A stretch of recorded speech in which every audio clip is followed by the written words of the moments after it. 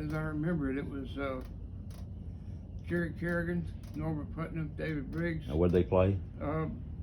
Kerrigan was the drummer, Putnam was a bass player, and Briggs was a keyboard player. Okay. And they later, when they left there and went to Nashville, they became they got a studio called Quadraphonic Sound with Norbert Putnam and David Briggs, I think, were the owners there. Okay. And that's when Hawkins and them came in there. I was still a kid here and listening to their records. They were cutting hits and stuff. Right. So that was Fame Game 1. Yeah.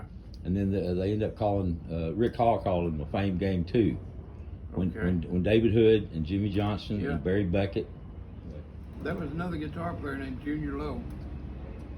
He was always hanging around. He was a guy that could play bass like I did, but he was also a guitar player mainly. Okay. And so when the studio musicians weren't there, they were looking for club gigs. You know. So I'm trying to remember who else would have been there. Junior Lowe, I just mentioned, but there was some Eddie Hinton was one of the guitar players over there as well. Hell, for that matter, Duane Allman. Duane was the other one. Yeah. But see, I met Duane before I met anybody up there. I met him here in Porto with a group called the Hourglass. Right. Before the Allman Brothers. Right. And so, you know, I went over to show him my slide piece, and I had a deep well socket of 9/16 Craftsman tool set. 9/16 French socket rather.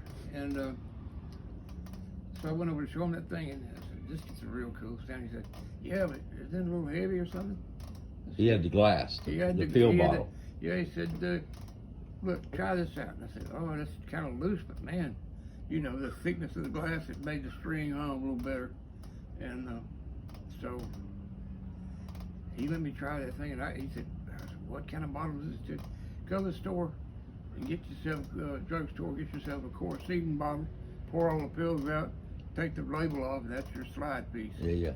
So that was what he used. Yeah. They actually make them now. Yeah. As slides. You can buy them. Yeah.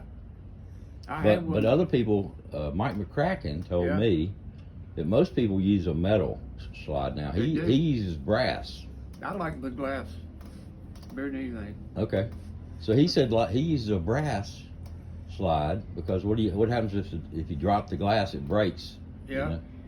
But I guess they keep spares in the guitar case or whatever. Of course, seeding bottle won't break. I mean, for me, I've never had one do it. Okay.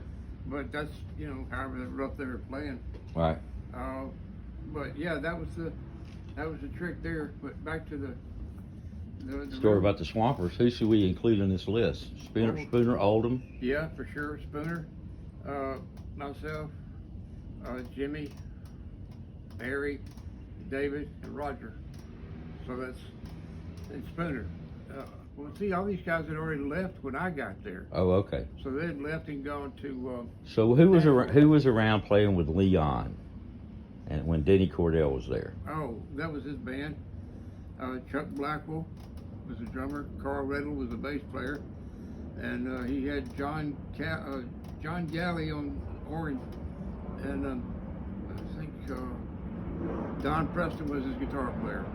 Okay. And I took his place when after I'd done the Bob Marley stuff, I came back to the States, and they snagged me up and drug me out to the church in Tulsa. And I was sitting in the room, and in the control room with Leon. The whole band was set up. He walked out there and just he let him go. He, said, "Look, we'll try something different." Yeah. And he was talking about me taking this place, and I didn't know he was going to do that in front of me. Right. Surprise, surprise. Mm-hmm. So I found a video of you with the Gap Band. Yeah. Playing with him. Your hair was down to your fucking knees. Yeah. And you playing that Black Les Paul. That's right. That was a song that we toured. We didn't do. Let's see, but we did the overseas tour. Well, Duncan. There was a bunch of guitar players. Say his name again. Duncan Cameron was one. Will McFarlane was another. Let's see. Well, Pete Carr, for God's sake, he was. He right. For sure, he played with a lot of big stuff. But Eddie Hinton was the original guitar player. Right. And then let's see who else who come through there. Larry Byram. And Larry ended up playing with Steppenwolf. He wrote that couple of Magic Carpet Ride stuff with John Kay. Okay. And I'm trying to remember. Yeah. In Chris Blackwell's book. Yeah. And in the documentary they did on Bob Marley. Yeah. What he says, he describes your playing right. as that southern swampy sound yeah. that he was looking for yeah. Island Records. Right.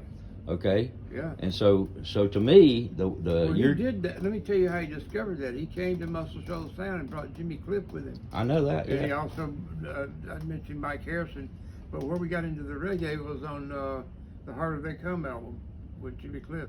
Okay. And that was a unique thing. And then there was a new artist every friggin' week. But here's the thing. So Duane, though, and I already got the quote from Eddie. Yeah. You telling the story. Yeah. When Eddie said Duane's gone and he ain't coming back. Right. And Eddie went out to try to do his own solo thing. Yeah. And so when Chris Blackwell got there. Yeah. What he heard was you. Yeah. Because Eddie, see, what had happened is Eddie said, well, I'm doing my own thing. He played me some of his record. It was damn cool. It was a great album. But they played, him and Jim Coleman played, he was a keyboard player and singer, played everything on the record, two guys. Right. And so, you know, it turned out to be a pretty cool thing. But it's okay, because what I'm saying is Chris Blackwell, when he came up there with Jimmy Cliff. Right. Okay. And Duane was already gone, Eddie was gone. What he heard was you. He heard me, yeah, and Jimmy Johnson chinking. You know, Jimmy wasn't a great player, like you said. He's, but he had the rhythm thing. With the rhythm thing, the drummer and the bass. Yeah, and he locked in with Hawkins and us and everything, and it always worked. Right. You know, and so that's what he was interested in.